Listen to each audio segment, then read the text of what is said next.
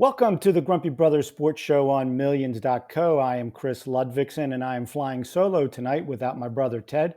So joining me is Jake Silva, host of the Snake Sports Talk Show here on Millions. Normally at this point of the broadcast, Jake, I say, "Hey Ted," and he says, "Hey Ted" back. So instead, I'll just say, "Hey Jake."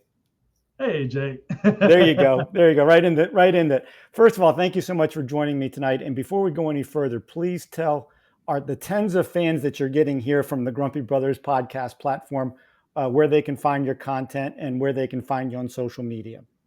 Well, as always, I really do appreciate the opportunity and thank you guys for having me up and on here. And for many of you sports fanatics up out there, you love sports, but you also love entertainment and you love the best of both worlds. Check out the Snake Sports Talk Show on all social medias and wherever you guys get your podcasts.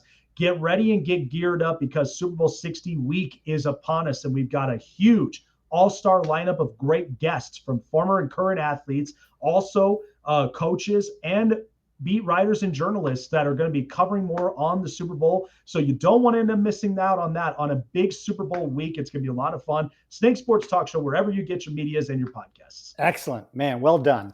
Okay, with the Super Bowl just a week away, like I say, it's going to be all NFL tonight. And before we get to the game, I wanted to talk about a few teams. And when we were doing our little pre-interview discussion, you told me that while you live in Denver, you're a Chargers fan by heart. But I want to talk a little Denver and a little Charger. Now,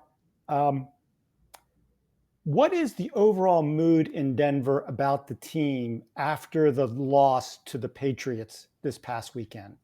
Well, there is an awful lot of disappointment for the most part. The fact that the defense has been immaculate for the Denver Broncos all season long when it came to leading the league in sacks, um, you know, opposing quarterback percentages, especially with PS2, they really feel heartbroken because they would love to get up onto the other side. I think they kind of already have narrowed that down the minute that Bo Nix went down after winning the playoff game against the Bills. And so once that happened and Jared Stidham now was the starting quarterback, it was just it was down the hole from here. But it was a great season Yeah. either way for Denver for what they've transformed. Now, of course, one of the big moves is they fired their offensive coordinator Joe Lombardi because to me, I have familiarities with his play style and calling. And I kept telling Broncos fans is these small screenplays and then these yards after the catch type deals is not going to help you to secure the Lombardi trophy because if you're not stretching the field 15, 20 plus downfield in the most important quadrants of quarters, you're not going to be taken as a team seriously. Like the defenses was really good. Offensively, it's like you can get yards after the catches if you've got a first down situation or you're trying for second. But you got to get your first downs. You got to be able to stretch the field. And I think that was where they had a hard time. So But here, so here's my question about that. mm-hmm. So when I watched Bo Nix, my brother Ted and I like to joke about his 25 years of college football. It's a Yeah. little bit of an exaggeration. When he was at Auburn, I really wasn't a fan. He grew on me at Oregon, Mm-hmm. and I wasn't certain he was a legitimate first round pick, but he's proven with Sean Payton at the helm to be a very good quarterback. And I think he's growing into being a legit franchise QB. But is it possible that that game plan is in part because while he's a good player, good quarterback, he might not have the arm strength to throw the ball successfully down the field into those narrow windows that you get in the NFL? What do you think about that? I think to me, like Bo Nix, what was kind of funny is like I remembered seeing on the scouting reports when the scouting combine happened, and that was the question mark, right? Can he be able to stretch downfield, planting the back foot, and then be able to stretch it? I do think that there was a difference when you saw it in the scouting combine than when you see it in actual game tape. Because when he's in an actual game, I've seen him stretch down the field to where he's got either Pat Bryant or he's got Troy Franklin or even Marvin Mims downfield.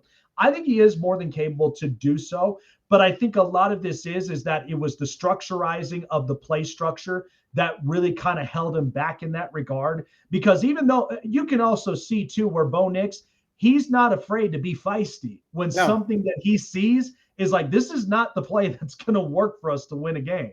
So I think he's got the capability. I think the added plus that's also a really good quality is he's mobile. He's Yes. got happy feet. He can run down for first downs, and he can also take matters into his hands when it is needed, which was really impressive in his second year. Yeah. So I think he has it, but I think now you're going to ask yourself as a new OC, which I may be thinking that Davis Webb might be their next offensive coordinator, and rightfully so because he's Mm. comfortable with him developing with Bo Nix. Does he help him to add to the strengths Bo Nix has had? Because he looked completely different in his days up in Auburn, and then going into Oregon with Dan Lanning, and even with their quarterback factory they've had over the years with Herbert and him and Dylan Gabriel, it leaves me with confidence that he can build to be that franchise quarterback to get him over the top. I think the Broncos are right there. I don't think there's any reason why they can't be in the Super Bowl next year. They've got a very complete team. I like everything about that team. But I'll tell you this, in the NFL, these Super Bowl windows get very tight because assuming Bo Nix does evolve into that elite quarterback, at some point you got to give him the big contract. And then a lot of that depth that they have in that lineup with multiple really good offensive linemen, really good defensive linemen, they've just got a lot of studs throughout the lineup. And some of those guys have to go away, which is what you're seeing with the Buffalo Bills and the Kansas City Chiefs and the Baltimore Ravens. When you give that quarterback 55, 60 million a year, whatever it is, not a lot left in the till for everybody else. So I think they've got a little window here, but I think they could do it in the next couple of years. I think that's a legitimate team. Mm-hmm. Yeah, and the good plus is you've already locked down Nick Benito, Jonathan Cooper, and you have Pat Surtain on the contract. And Mm-hmm. eventually, you're not paying Jody Barron and a lot of the youngsters yet, but you did get proven deals for Talanoa Hufanga and Dre Greenlaw. But Mm. I do agree with you there. When you pay them the 50+ million type contracts, you also see the state of the offensive lines not be as top tier. Yep. So they don't want to take that for granted. They were a Yep. really good offensive line. So let's see if they capitalize. Yep. Now let's go over to the Chargers because I think that's another fascinating team. Well, let me start here. After winning the national championship in Michigan, Jim Harbaugh was rightfully so the hottest coaching commodity. And the Chargers have had a history of being a little bit of a spendthrift when it comes to coaching. And they stepped up to the plate and spent big with Jim Harbaugh. Are Yep. you happy with what Harbaugh has done in his first 2 years and the overall direction of the franchise? Yeah, I'm happy of what he's bringing to the table. I think initially, knowing the Spanos family for years and years, they've been known to be a cheap organization that doesn't really pay much for quality coaching. So after the coordinators, after Marty Schottenheimer got fired, it was, yeah, you had a long stretch with Norv Turner, but then Mike McCoy, Anthony Lynn, and Brandon Staley, it just wasn't working for them. So Jim Harbaugh, you're bringing in a culture coach. Mm-hmm. What we needed to do was an organization that moved from San Diego to go to Los Angeles, which let's be honest, they were not necessarily wanted at that timeline. You No. mean think about the Raiders, you bring the Rams, they were originated up from here and then coming back. So there really wasn't a valuable market for them. You could tell by, the merchandise sales, where are you going to find them up and on the map? So they needed to establish a culture, and that's where Jim Harbaugh brings the San Diego attitude back to the Chargers. So knowing Spanos needed to change this up. So I was happy with it.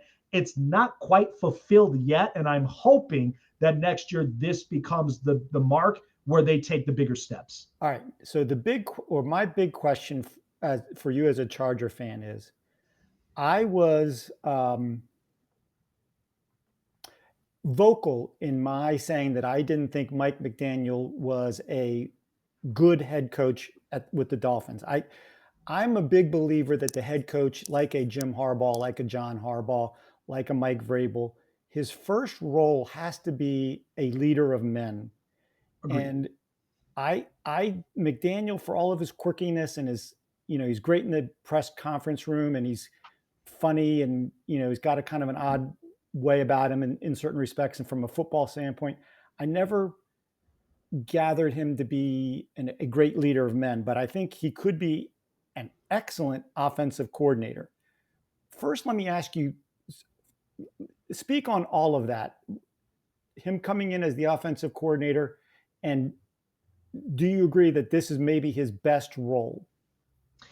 Yeah, so I think you're 110% on the ball on it. I really do agree that of everything you said about Mike McDaniel. And I think this opportunity is not just it's not really a backtrack. It's more of a scale back to then get the better improvement. You're you're pairing up with arguably the best culture creator in Jim Harbaugh. Now you are an X's and O's guy.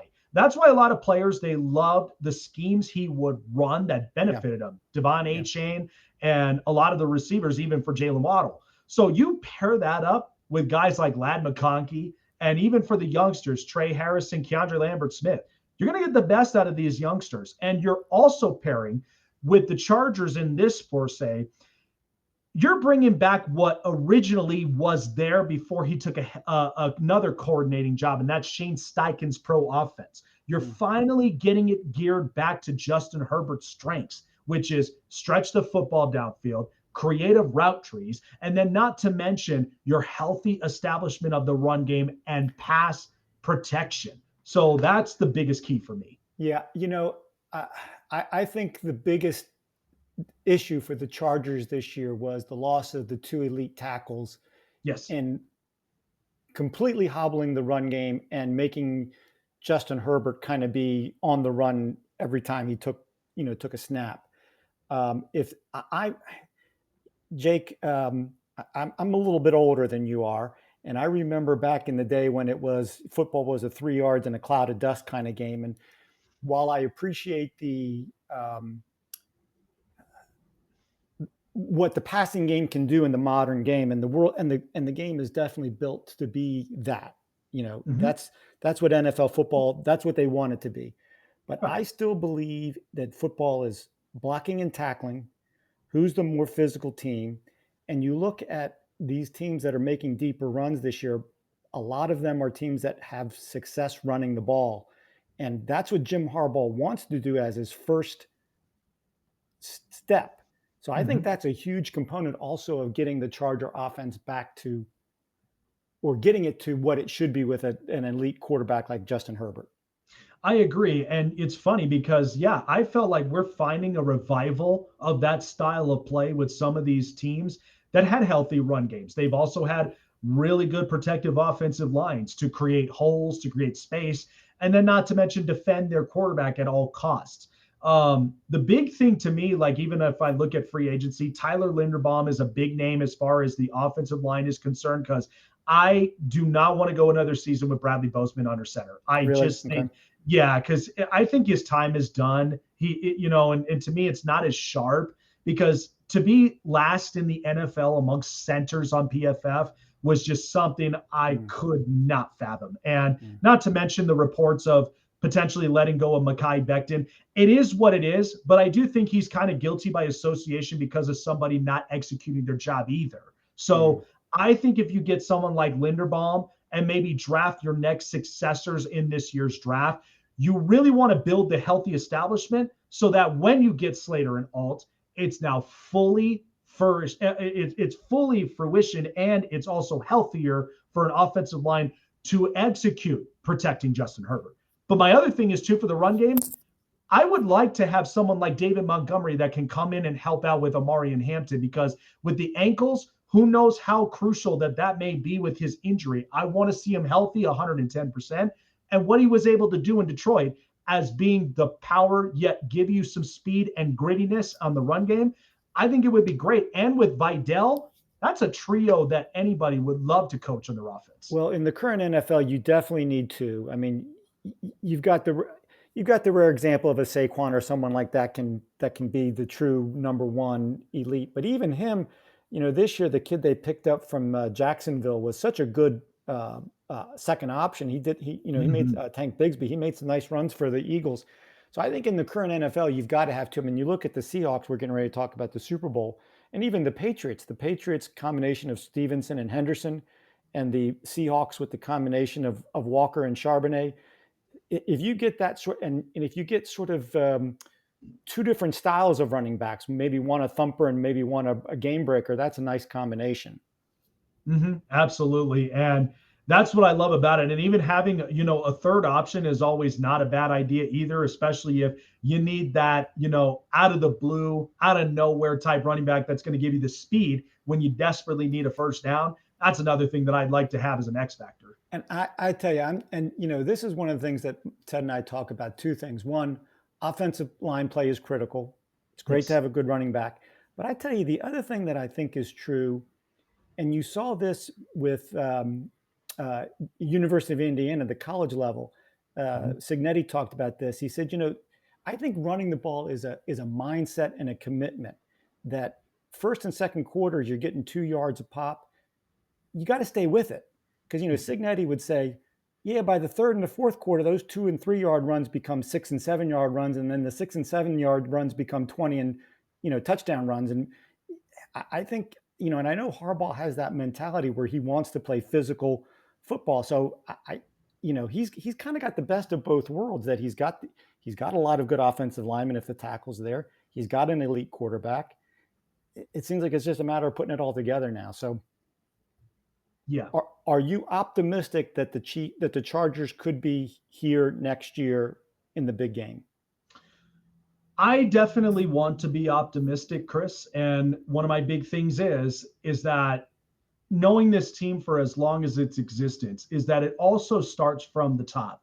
Is how competitive do you really want to be in the Super Bowl? Because Mm, that's the ultimate goal. We say it all the time, but it's what do you prove to me on the field? mm, And that's the one thing I want to see results on. Because even in the run game, you're absolutely right. For a running back's mentality and their potential, keep yeah, fighting for those yards. yeah, Even if you're going on halfback draws or you're going up on outside runs, which even Amari Hampton, with the speed and cuts that he has on his yeah. lower body, he's able to do that. But that's also, can my offensive line shift to this side to give me extra Mm, blockages? And not to mention the value of a fullback is mm, also another big thing too, because you want that extra blocker in those outside runs. You also want somebody to give you the extra cushion, especially if you're trying to do pass blocks, so that Justin doesn't feel like he's under duress. yeah, yeah. So I think they have the makings. I'm glad that they're getting back to what Justin's strengths are since his rookie season, which was desperately needed. But the other thing is they got a new defensive coordinator. And so that's the one thing, that can the defense Mm, stay exactly as intact after Jesse Minter departed? But I think the other one I'm also curious about is the hiring of Butch Barry, from their offensive line coach from Miami. mm, Miami's offensive line was kind of middle of the pack up from mhm, here, but they got the best out of some of their offensive linemen. So does that become an improvement there mm. to go into free agency and going into the draft? You want to go all in. You built the culture. You got better when it came to offensive weaponry. Now it's time to prove yourselves how physical and how Mm. competent that you want to be if you want to hoist the Lombardi trophy. All right. Speaking, that's a great segue. Let's get into the Super Bowl. Um, I was listening to one of your interviews last night, and I think that I'm correct in saying that if you had to put your last dollar on one of these two teams, it would be on the Seahawks. Yes. Tell me why you like the Seahawks in this game. I think the Seahawks, to me, are a really good balanced team as far as veteran leadership from DeMarcus Lawrence and a couple others as well on their offensive side of the ball.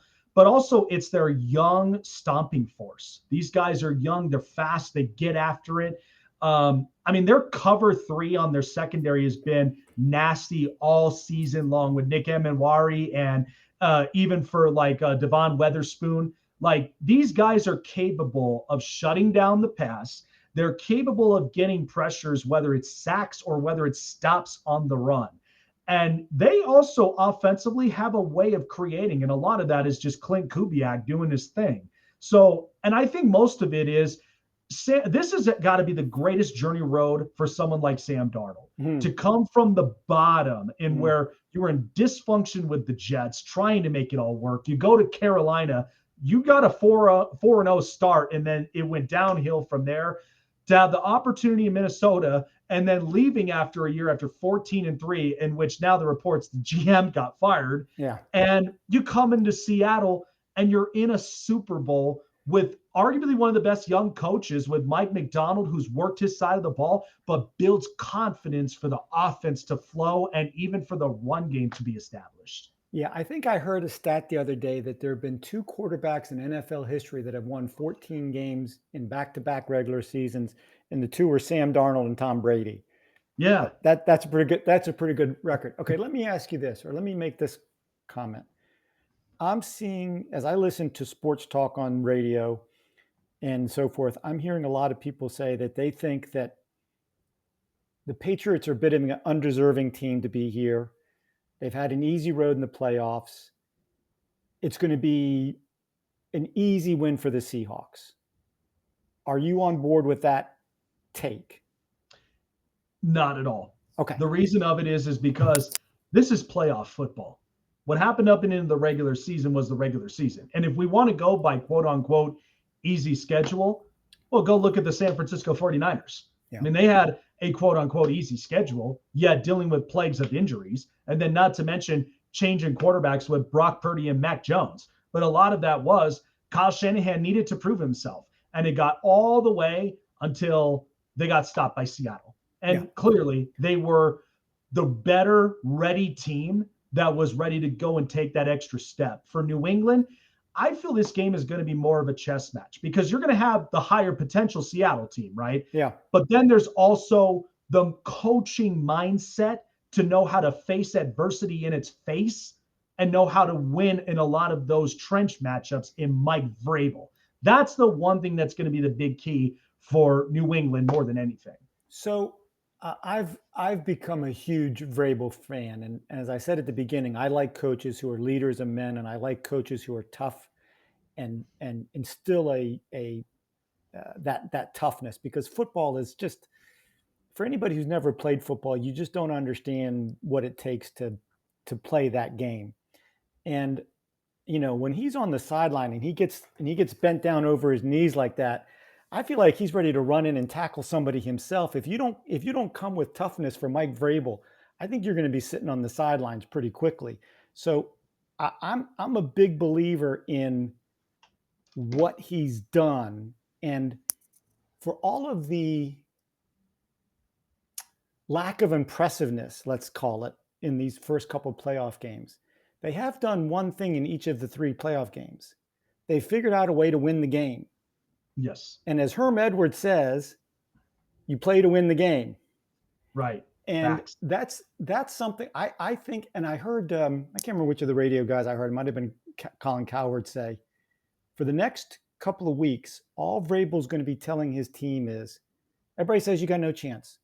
Everybody says we don't belong here, and he's gonna drill that into those guys. I think they're going to come out and I think they're going to play a really good game. I think it's a one-score game in the fourth quarter. Could it eventually become a 10-point win with a late score? Seahawks, maybe. I think I'm with you. I think if I had to bet my last dollar, I'd take the Seahawks.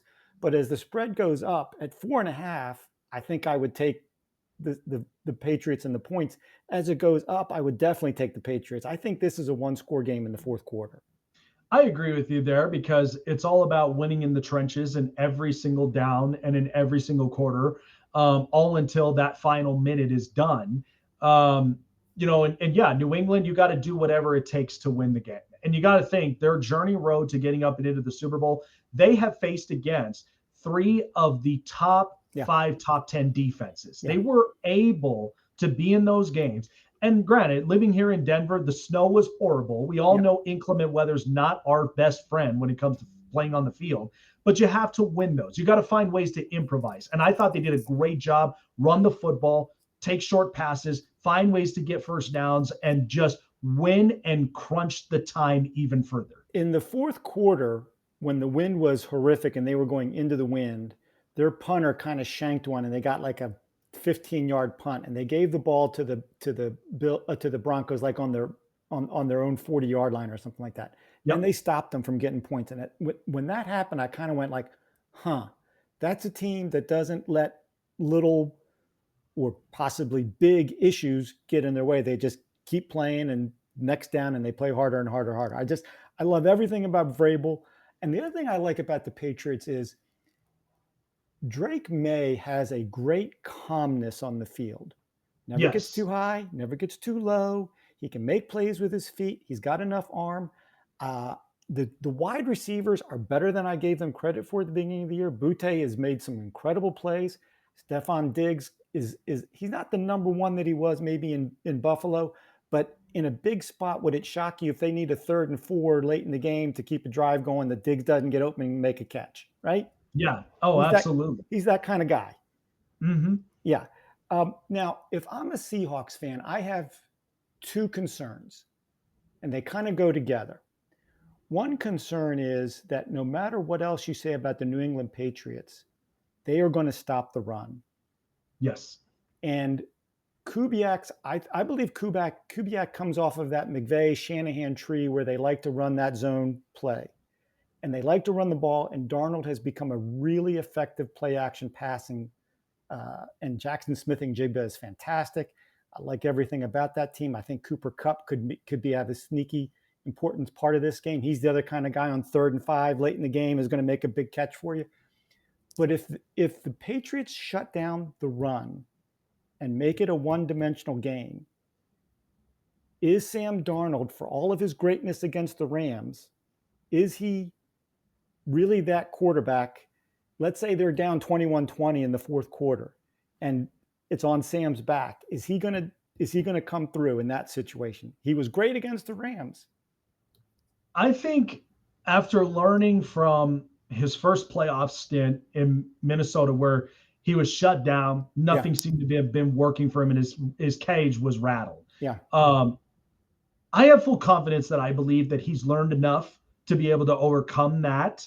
One of my big things is you mentioned it right from there, Cooper Kupp, a guy that has been there, who's been able to hoist a trophy for the Rams and be contributed to short gains and getting possessions to keeping offense on the field to wearing out the defense. Another big key factor, I think, is also a big thing, the dual tight end sets between A.J. Barner and Elijah Arroyo.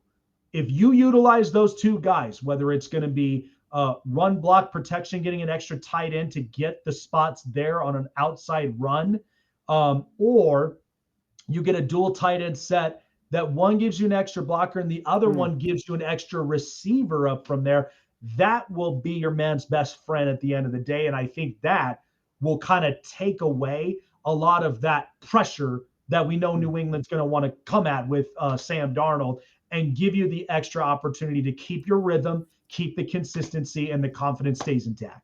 One other wild card for the Patriots. I was surprised, and I haven't heard Vrabel speak to this, but against the Broncos, he did not seem to use Trevion Henderson much at all in that game. No. And I guess he thought bad field conditions. I want a guy that's going to go hard between the tackles. But Henderson is also the kind of guy that anytime he gets the ball, he could go the distance. And if he breaks off a big one, and the other thing that, my brother Ted talks about all the time, in fact, he predicted this a couple of years ago in the college game when TCU upset Michigan a couple of years ago. Ted said, as the underdog, you need one of those fluky scores. You need a defensive score or a special team score. And I think they got two of them in that game. So there's the other thing. Could the Patriots get a special teams play or a defensive pick six or something like that to bridge the gap, so to speak? Because I do think overall, I think the Seahawks are the more talented team. And if this was a NBA series, best of 7, I'd take the Seahawks, no question. They have the more talent. Yeah. But in one game, it wouldn't shock me if the Patriots pull off something here. Yeah, I think you're absolutely right. You nailed it on it. That was exactly what Vrabel's game plan was, is he wanted to go with the bruiser that knew how to get grip in his feet, but he was also strong enough to be the hardest takedown in inclement weather too. So I think that's also why he sidelined Trevion, because as the speedster, you're going to ask him to go into that snowy weather where chances of him slipping and falling are very high. He's like, look, I need someone with grip. It's funny. I compare this a lot, especially when I talk about the Dolphins, is because I always called them the Lamborghini of the NFL. Yeah. And living here in Colorado, I need durability. I need that GMC Sierra, like the durable tires, in order for you to get grip, get 4x4, and yet be the hardest to really put a dent on the shell of the truck. So that's where I look at it with Ramondre Stevenson. And I thought Vrabel did it perfectly that way. Here's the other thing too is there were a couple key players that weren't quite on the field for New England either, like Harold Landry and some of them. So to have him healthy for the Super Bowl is going to be crucial, but that also means you're going to be asking not only Christian Gonzalez to cover up JSN, but you also got to ask for Carlton Davis to do just about the same with any of the other receivers and even the dual tight end sets. But that's where Harold Landry comes into play. If he could play a little bit of those small screen options, or even in just those curl routes, to making sure that the ball doesn't get past him and be the spotter, that becomes a difference maker for New England. And I think that may be the secret sauce that could help them to stop them, even in third down crucial plays, 3rd and 5s, 3rd and 6s. So in our podcast in football season, we do a segment called the Valhalla Room. We're of Scandinavian heritage, and the Valhalla Room is where we make our picks, because our picks go to die generally, like in the Valhalla Room.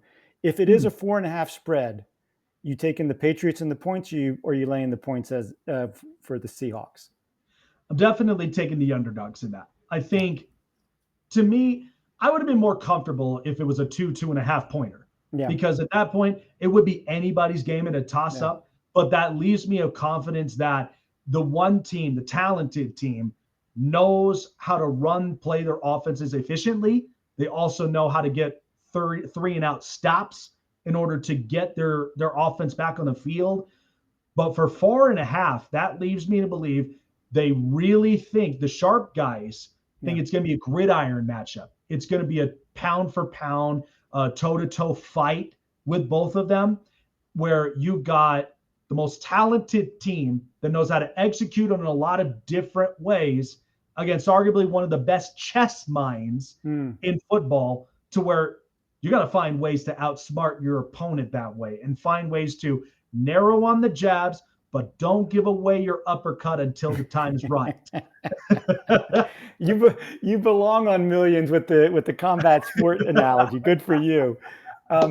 Let's switch over with a few minutes left here to the other big story that hit this week, and it is again a Patriot link, and Bill Belichick not getting into the Hall of Fame in his first year of eligibility. I think that we'd all agree, once you get 6 Super Bowls, you're getting in. Yeah. But I have some reasons why I think maybe he didn't get in. I want to hear your thoughts. Well, let me ask you this first. Does it bother you as much that he didn't get in the first time as it seems to bother a lot of people in the sports world? Not at all. I think part of that is I listened to so many different radio and broadcast personalities figuring out what they thought of it. And then I would come back and then kind of rest my thoughts for 10 minutes and then come up with the explanation afterward as to why he didn't get in. I think if you asked me this, Chris, does Bill Belichick deserve to be in the Hall of Fame? Yes. Yes. But as far as today, probably going to have to see it another year. I know what my number one reason is. What's your number one reason why you don't automatically put him in first shot? I think what that does is it questions, how do you really break down years of eligibility and despite your resume, right? Because you're a Super Bowl winning coach. You're also the most winningest coach in NFL history. But you got to go back in time. I mean, you're talking about the name on a trophy, Vince Lombardi. You got to think about Tom Landry. You got to think about Bill Walsh and a lot of these guys. Did they really get in the first year of eligibility over the players who normally have to wait half a decade to get into?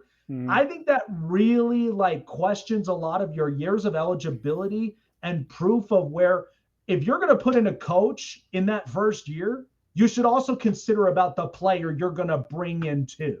Because the coaches, they have a level of success in that regard, but there has to be an even playing field for both the coach and player. Because everybody's saying, well, if you bring Brady in, you might as well bring Bill in too. And it's like, yeah, that's kind of where we hit that crossroad. So I've heard a lot of people say that a major factor was people bringing up the whole Spygate issue. Sure. And I think that's a legitimate issue. Deflategate, that one doesn't bother me as much. But Spygate, that's a legitimate, I mean, he legitimately broke rules there. But I tell you, when near the end of his coaching tenure in New England, it might have been right before he was cut loose by the Patriots, might have Yeah. been that offseason, early in that offseason. Ted and I had a conversation about Belichick and should he be let go and had he earned the right to basically go out on his own when he decided he wanted to go out. We had a Belichick conversation. And when I did that, I did a little research. And again, for the tens of people that follow the Grumpy Brothers, they know that I'm a stats guy. Okay. Mm-hmm. So I looked up the stats. With Tom Brady as his starting quarterback, Bill Belichick had a 219-64 record, 77 winning percentage in the 6 Super Bowls. Nobody can argue with that. Okay. Mm-hmm. In his time in New England without Tom Brady, I have it written down here somewhere, 34-48. That's a 42% winning percentage. Mm-hmm. In his 5 years in Cleveland, he was 36-40. So without Tom Brady, in approximately 9 seasons of coaching NFL football, he has less than a 50% winning percentage. Mm. He's legitimately a great coach. We've talked about the fact that you're a Charger guy. I'm actually a Green Bay Packer fan because when I was a young pup, and I'm going to date myself now, when I was a young pup, I remember walking into my brother's bedroom one day, and he had a book sitting on his desk called Instant Replay, which was written by Jerry Kramer, the great Packer guard. He had Yep. written a diary of the 1964 season. They published it as a book. And I read that book and I fell in love with the Packer mystique. I Mm. thought, and everybody thinks, oh, you just came on the bandwagon, when they've been so great in the last. No, I'm old enough that I remember Jerry Taggy as my starting quarterback, Scott Hunter as my 95-year-old John Hadle as my starting quarterback. So I lived through some bad years with the Packers. But if you're going to be the greatest coach of all time that people tout him to be, Mm-hmm. how can you be less than a 500 quarterback if you don't have Tom Brady? To me, that is the one factor that if I were voting, I would look at that and go, wait a second now. This is all great. But to your point from earlier about the players winning the games, Mm-hmm. that's a factor to me. Yes. 100%. I think too, like with Bill, because there were multitudes of factors. And so that one being one of them with the Spygate and all that. If you have asterisks up and in your name, Yeah. that should tell you you're already on a microscope here. Yeah. And then the other thing was, you're absolutely right. What were you before Tom got there?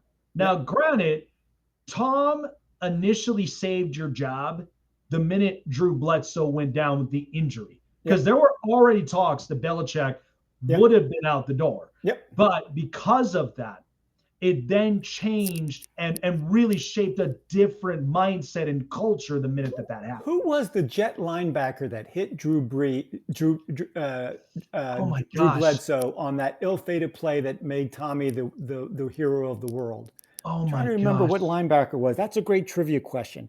Every day, Yeah. every podcast, my brother and I do a trivia question. He's the king of the trivia. Oh my gosh, he's great at trivia. I'm trying to remember which linebacker it was, but can you imagine?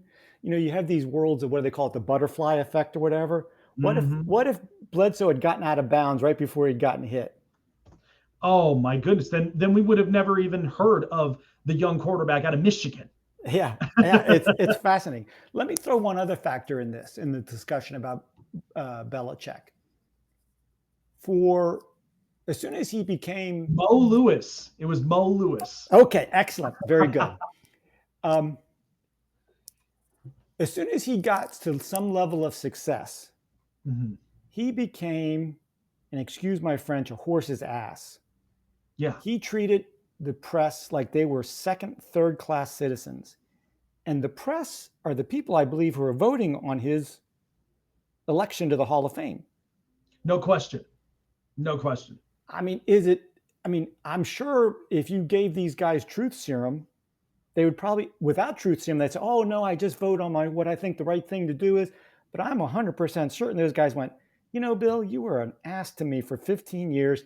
Here's a little dig. You just sit down in North Carolina with your pretty girlfriend and just live with this for a little while." Yeah, and you know what's funny? I had a conversation because I kind of took a comparison between the NFL writers and the Major League Baseball writers Mm-hmm. because Major League Baseball is dealing with a moral clause, Mm. which to me I think is so comical in my opinion because it's like we had because why I felt so fiery about Major League Baseball writers was the year in which how is it, and no disrespect to this player, I thought he was very good defensively at a third base position, but Scott Rowland, you're going to tell me he earned the head of going into the Hall of Fame over Andrew Jones, Billy Wagner, and then amongst, Barry Bonds and even with Roger Clemens, who were very crucial in a dead period of what baseball was at. And so that was where I was like, you got to be kidding me. And then they make it up by bringing in Todd Helton and then Joe Mauer and a couple of them. And I'm like,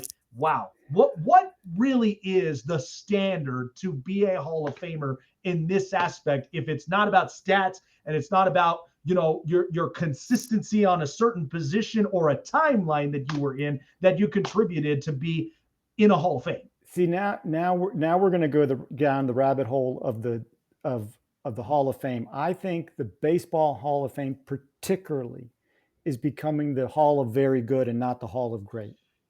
Facts. Um, Yes.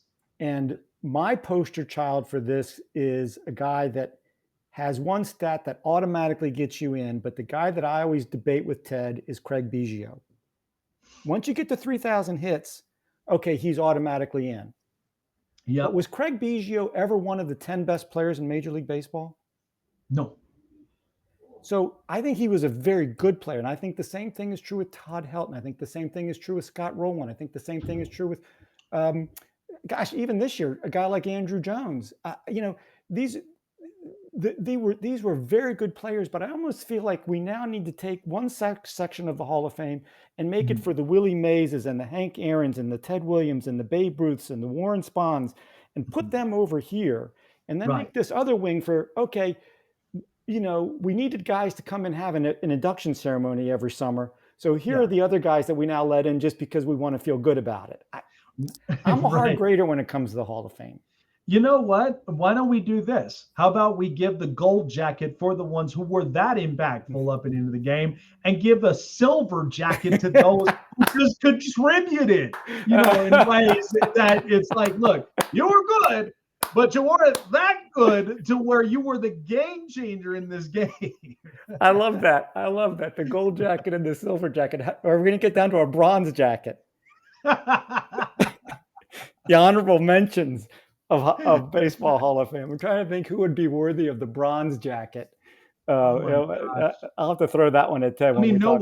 no other than just the Mario Mendoza line himself. Probably would need a bronze one because how many times does his name get mentioned up when somebody's on the Mendoza line? Well, this is now another debate that we get into about baseball. I understand the analytics that says an out is no different than a fly ball or a ground out, but I'm sorry.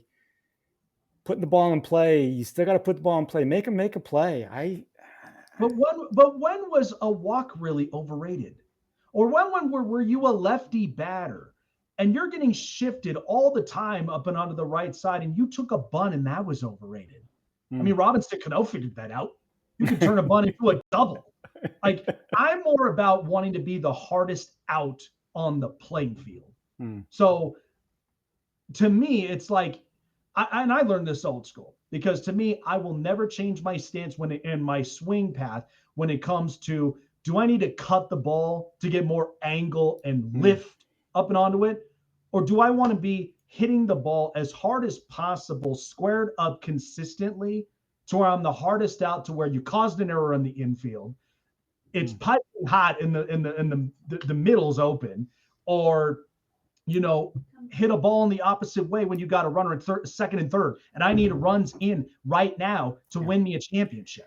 Nothing drives me more crazy than watching a major league game with a 180-pound middle infielder who hits 3 home runs a year with runners on second and third and 2 outs, and he's got his hands down at the knob of the bat with two strikes and he's swinging for the fences because someone's told him home runs are more important than singles. Know your game, and at some point, spread out, choke up, and put it in play somewhere. Yes. You're Oh, preaching to the choir when it comes to that whole situation. So yeah. now that Jake, we've done a very good job. I'm a planner. I got my script here. We're way off the reservation, brother. But But you know what? It was entertaining, wasn't it? it was, and it was a good discussion. So we'll go ahead and stop it there, and we'll have to make certain we do this again. And at some point, we'll have to get you hooked up with Ted, because we could have a good debate about Hall of Fame. So that would be a fun one. I want to thank you Absolutely. again, Jake, for joining me. Again, tell everybody about your show and where to find you. Absolutely. Thanks for having me on, Chris. Well, guys, like I said before, if you love sports and you love entertainment and you love the best of both worlds, check out the Snake Sports Talk Show on all social medias and wherever you guys get your podcasts. Get ready for Super Bowl 60 week because it's going to be loaded. Great interviews with an all-star lineup of former current athletes, coaches, and journalists as well, ready to discuss what we may potentially see from this Super Bowl and further and beyond to what next season may bring us in the off season. You don't want to miss it here on the Snake Sports Talk Show. Great job. Great job. And for our listeners, Ted and I will be back together on Sunday morning for our normal podcast episode. So please check us out here on Millions. We are also on all of the social media sites. We have a YouTube channel. We're on X, Instagram, and Facebook. You can also email us at grumpybrothersports@gmail.com. And Jake, this is the way we close, and it's a nod to my dear mother. And we say good night, and we promise to do better next time. That's a little inside joke for the Ludwigson family. So good night. Thanks, Jake. Appreciate it. Absolutely, man. Thank you.